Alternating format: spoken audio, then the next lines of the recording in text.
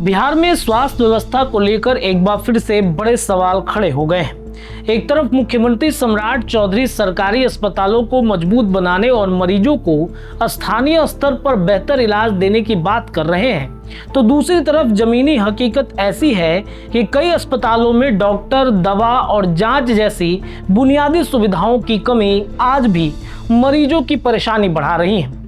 सवाल यह है कि जब सरकार कह रही है कि मरीजों को बड़े अस्पतालों में रेफर करने की जरूरत नहीं पड़ेगी, तो क्या जिला और अनुमंडल अस्पताल इसके लिए तैयार है? क्योंकि आंकड़े और रिपोर्ट कुछ और ही कहानी बता रही हैं। पूरी खबर चलिए विस्तार से आपको बताते हैं। मुख्यमंत्री सम्राट चौधरी ने राज्य के सभी सरकारी अस्पतालों के डॉक्टरों को निर्देश दिया है कि बिना गंभीर कारण के मरीजों को बड़े अस्पताल में रेफर करने की आदत बंद की जाए।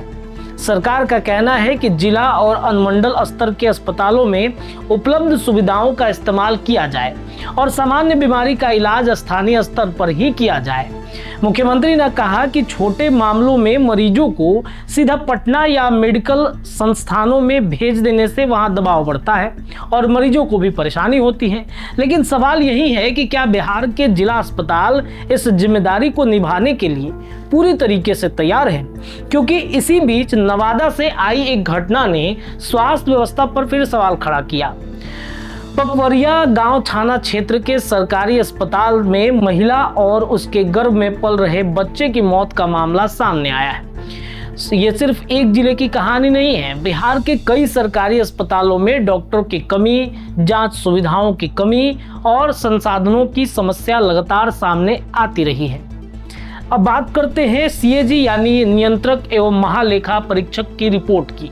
सीएजी ने रिपोर्ट में बिहार के स्वास्थ्य व्यवस्था की पोल खोल दी है। सीएजी की रिपोर्ट में बिहार के सरकारी स्वास्थ्य व्यवस्था को लेकर कई गंभीर बातें सामने आई। रिपोर्ट के मुताबिक राज्य के सरकारी अस्पताल में डॉक्टर और कर्मचारियों के करीब 49% पद खाली हैं, जो बेहद चिंताजनक है। यानी जहां मरीजों को बेहतर इलाज मिलना चाहिए, वहां बड़ी संख्या में मेडिकल स्टाफ की कमी बनी हुई है। WHO के मानकों के अनुसार बिहार में 1,24,919 एलोपैथिक डॉक्टरों की जरूरत है, लेकिन उपलब्ध डॉक्टरों की संख्या सिर्फ 58,144 के करीब है। यानी डॉक्टर की भारी कमी स्वास्थ्य व्यवस्था पर सीधा असर डाल रही है। अस्पतालों में सुविधाओं का अभाव है। सीएजी रिपोर्ट में यह भी सामने आया कि उप जिला अस्पतालों में ऑपरेशन थिएटर तक ठीक उपलब्ध नहीं है। जांच की गई एम्बुलेंस में जीवन रक्षक उपकरण और जरूरी दवाओं की कमी है। दवाओं की भी भारी समस्या दिख रही है।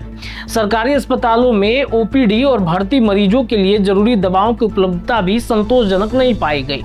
कई बार मरीजों को मजबूरी में बाहर से दवा खरीदनी पड़ती है। जांच के लिए निजी केंद्रों का सहारा लेना पड़ रहा है, जैसे अल्ट्रासाउंड, एक्सरे की मशीनें खराब पड़ी हुई हैं, जिसका सीधा असर गरीब मरीजों पर पड़ता है। मरीजों को मजबूरी में निजी जांच केंद्रों में जाना पड़ रहा है और उनकी जेब पर अतिरिक्त बोझ बढ़ जाता है। इसके अलावा कई सरकारी अस्पतालों में मरीजों की संख्या के हिसाब से बेड की भी भारी कमी देखने को मिलती है। छोटे और अनुमंडलीय अस्पतालों में क्षमता से कई गुना ज्यादा मरीज पहुंचते हैं, जिससे इलाज की व्यवस्था पर दबाव बढ़ जाता है। कई प्राथमिक स्वास्थ्य केंद्र में आज भी पानी, शौचालय और जरूरी सुविधाओं की कमी की शिकायतें सामने आती है। बिहार के ग्रामीण इलाकों में स्वास्थ्य व्यवस्था खुद इलाज की मोहताज है।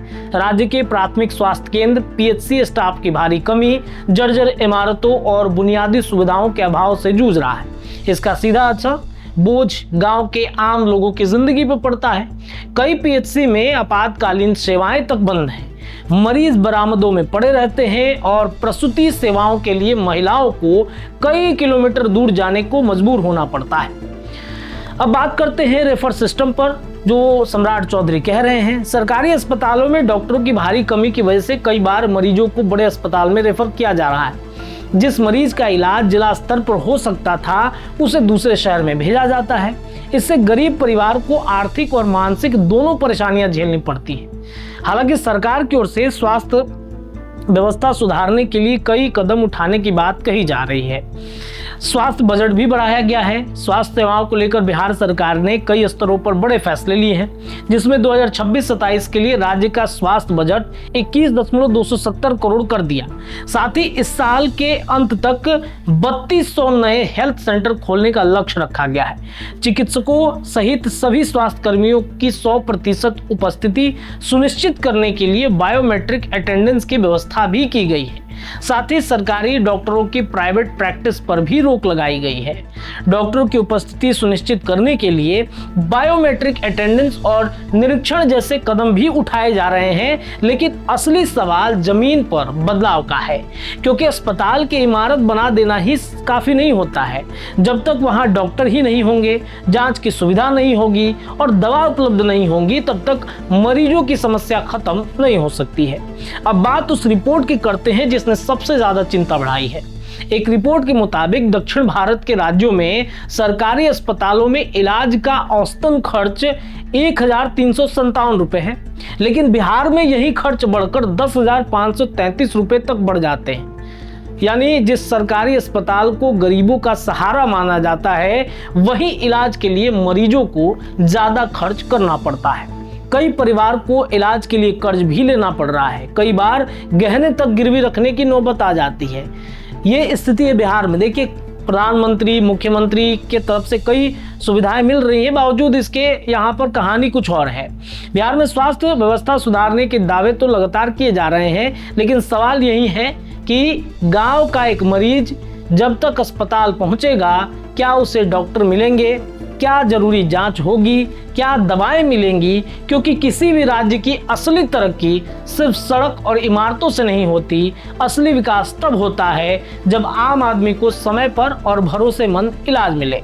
तो क्या मुख्यमंत्री सम्राट चौधरी के द्वारा किया गया ऐलान कि अब जिला अस्पतालों में ही होगी इलाज, रेफर करना डॉक्टरों को महंगा पड़ेगा, क्या ये इन आंकड़ों के बाद संभव हो पाएगा? इसका जवाब आप दीजिए कमेंट बॉक्स में। ऐसे ही तमाम खबरों के लिए आप हमारे चैनल के साथ जुड़े रहिए। अगर आपके पास भी कुछ ऐसी खबरें हैं जिसे लगता हो कि सरकार तक पहुंचाना चाहिए, तो नीचे एक नंबर दिया जा रहा है, इस नंबर पर आप उस खबर को भेजिए, उपलब्ध वीडियो कराइए, फोटोज कराइए। हमारी पूरी प्राथमिकता होगी कि आपके खबरों को हम सरकार तक जरूर पहुंचाएं। ये रिपोर्ट कैसी लगी जरूर बताइएगा। बहुत बहुत धन्यवाद। वीडियो पसंद आए तो इसे लाइक और ज्यादा से ज्यादा शेयर करें। हमारे चैनल को सब्सक्राइब करना न भूलें, ताकि आपको हर जरूरी खबर सबसे पहले मिल सके। अगर आप किसी खास विषय या मुद्दे पर वीडियो देखना चाहते हैं, तो कमेंट करके जरूर बताएं। आपकी राय हमारे लिए बेहद अहम है।